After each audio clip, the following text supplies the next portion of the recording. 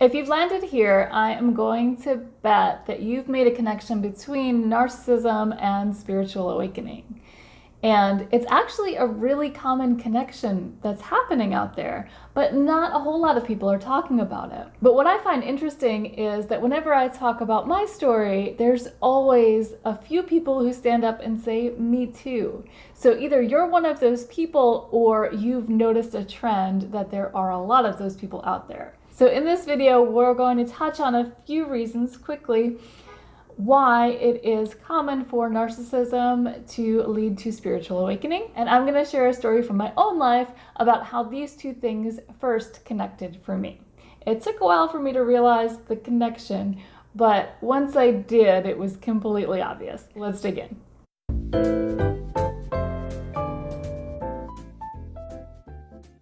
Welcome to the Common Ego community. My name is Christina, and today we're talking about narcissism and spiritual awakening. These two things are definitely connected, and I have a few videos that attempt to explain why that might be.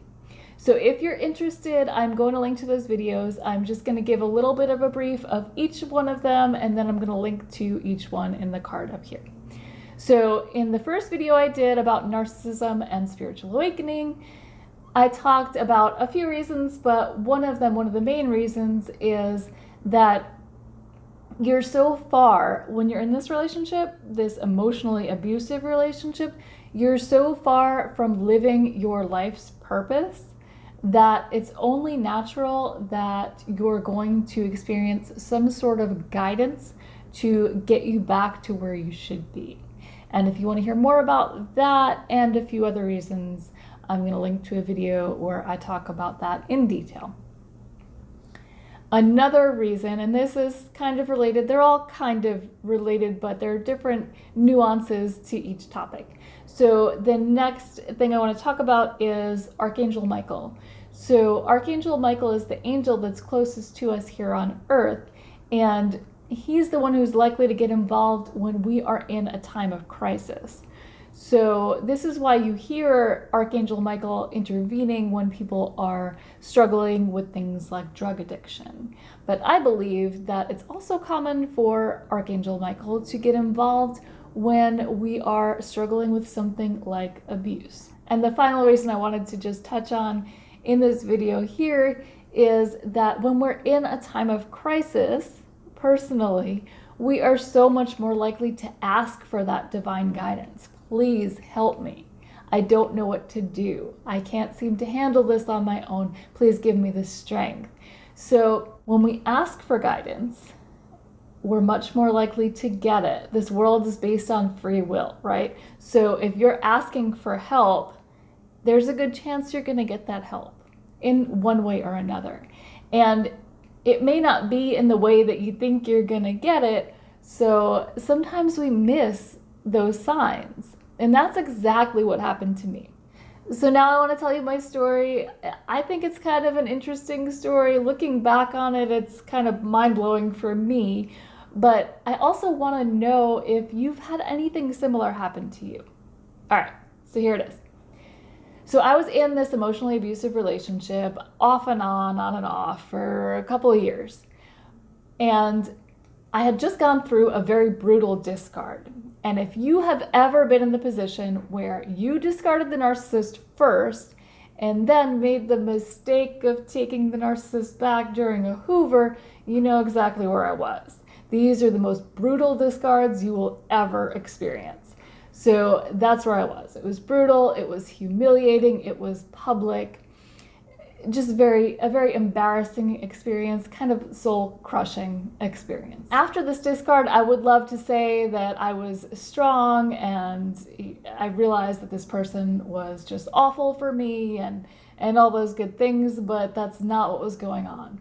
I was not okay. It was a really rough time for me personally, and instead of working on it and trying to learn about what was going on in the relationship, and if I'd learned about narcissism at that time, I might have gotten through it, but instead I kind of buried my head in the sand and tried to just push forward, pretending like none of this was affecting me.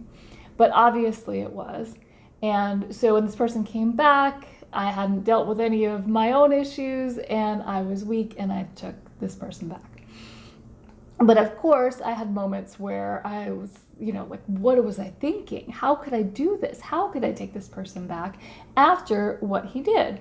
I ended up getting a copy of Gabrielle Bernstein's book, The Universe Has Your Back. And in that book, she has an exercise where she talks about if you're having trouble making a decision, that she suggests you do this thing. So the thing is choosing a symbol, that something that is somewhat common so that you could possibly see it. So, not something obscure like a three-eyed goat, but not something that's so common that you would naturally see it every day, like an ant. So her example was an owl. I stuck with the animal theme and I chose a fox.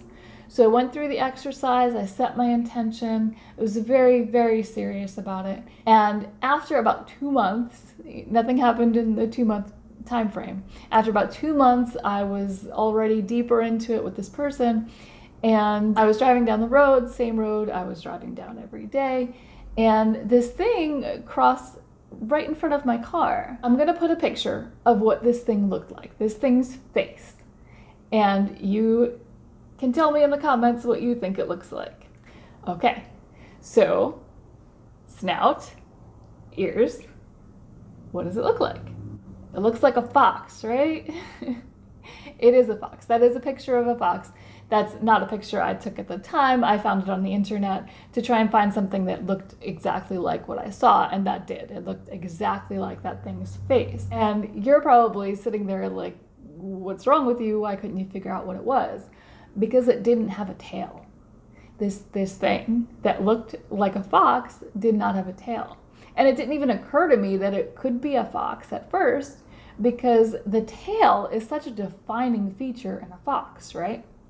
Snout, ears, like that did. Its face looked just like a fox, but it didn't have a tail. That's so weird. So now remember, my sign, if I was on the right track, was that I would see a fox. And the track I was on was being in a relationship with this person. So if that was the right choice, I would see my sign. I took to the internet and I searched for what animal looks like a fox without a tail. Fox without a tail. And I kept searching in different ways, and the same thing kept coming up, this annoying fable. And if you know the fable, you know where this is going. I didn't know the fable. I had no idea. So the fable, the fox without a tail, that kept coming up it's a story about a fox who didn't have a tail, and he rounded up all the other foxes and he tried to convince them that the tail was the root of all their problems.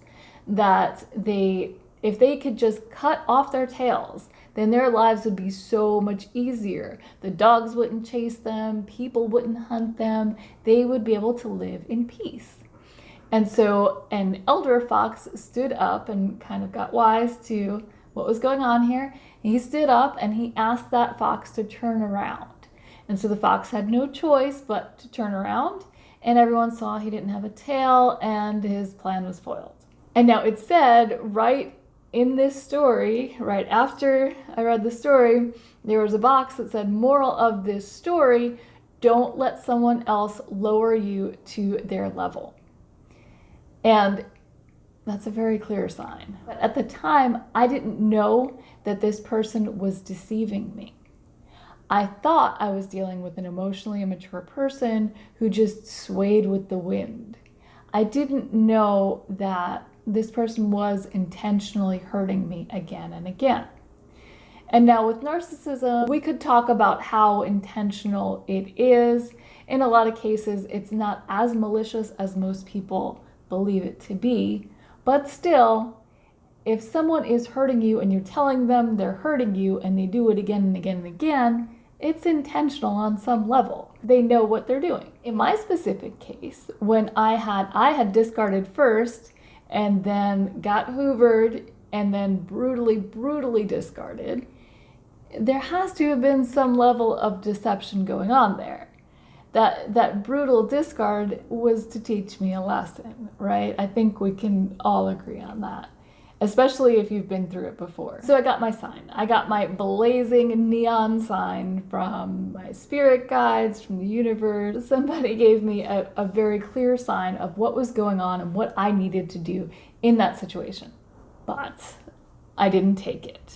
I just thought, okay, well, it was a fox for some reason that didn't have a tail. And now at that point, I wasn't really, I know I did ask for the sign, but I didn't have a strong faith in spirituality. So I was kind of wishy-washy about it. Like, I didn't think it was clear that the lying and deceiving part was for me. So I took it to mean what I wanted it to mean at the time, and I moved on with my life. It wasn't until 2 years later that it all started coming together. There were more divine interventions, and back at that moment, I'm like, man, why didn't I listen? This is the funny part. After I put all the pieces together, very shortly after I put all the pieces together, this shows up on my Facebook newsfeed.